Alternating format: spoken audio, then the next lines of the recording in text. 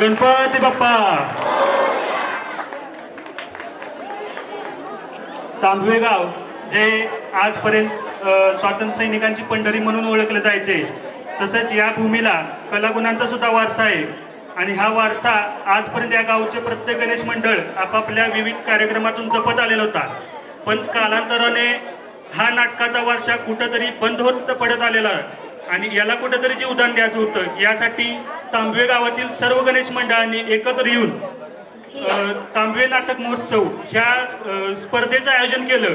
आणि ह्या स्पर्धेसाठी विविध 10वीच्या बॅचेस ज्या आहेत त्या बॅचेसनी एकत्र येऊन बक्षीस सुद्धा दिलं.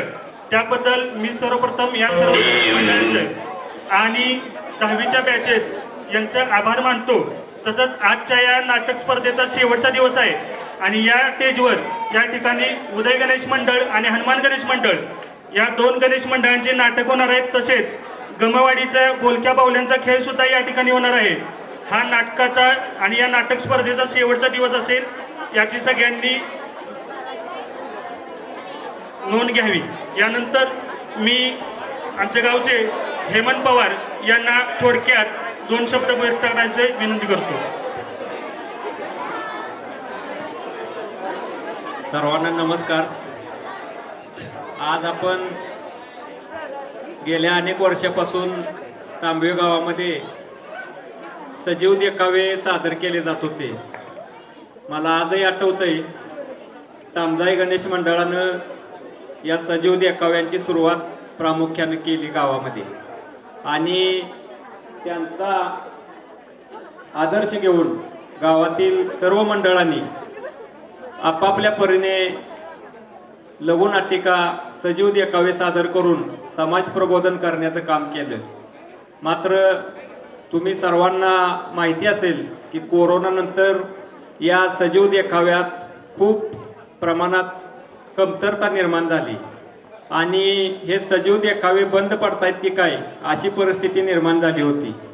त्या पार्श्वभूमीवर या आपल्या गावाने जो सजीव देखाव्यांचा एक परंपरा सुरू केलेली आहे ती परंपरा यापुढे ही कायम राहावी आणि त्या परंपरेतून आपल्या गावाचं, भागाचं आणि तालुक्याचं नाव राज्यामध्ये जावं या हेतूनच सर्व गणेश मंडळांच्या पदाधिकाऱ्यांनी, कार्यकर्त्यांनी एकत्र येऊन तांबवे नाटक महोत्सव ही स्पर्धा आयोजित केलेली आहे.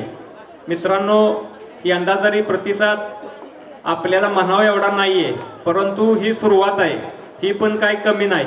यापुढं पुढच्या वर्षी सर्व गणेश मंडळ यामध्ये सहभागी होतील यासाठी आम्ही सर्व इथं उपस्थित असलेले सर्वजण प्रयत्न करू. आणि मला एकच सांगायचं आहे की तुमच्या रसिकांशिवाय या नाटकाला पण काही शोभा नाही.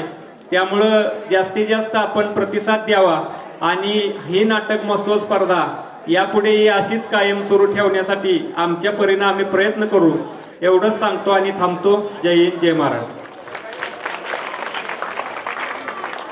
ठीक आहे, धन्यवाद.